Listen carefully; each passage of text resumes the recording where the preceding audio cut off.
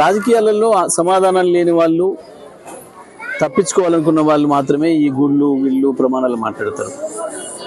రేవంత్ రెడ్డి, బండి సంజయ్ల గుళ్ళ ప్రమాణాలు మనం చాలా చూసినాం.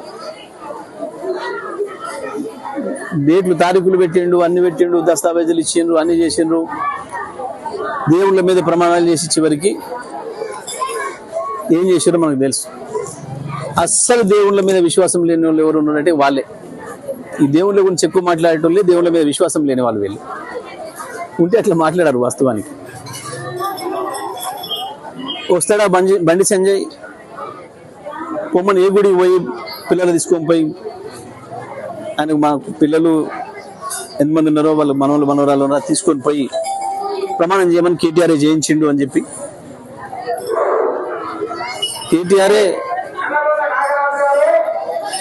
ఈ ట్యాపింగ్ చేయించిన ప్రమాణం చేయమని బండి సంజయ్ చూద్దాం. ఎందుకు చెత్త మాటలు, చెత్త ముచ్చట్లు?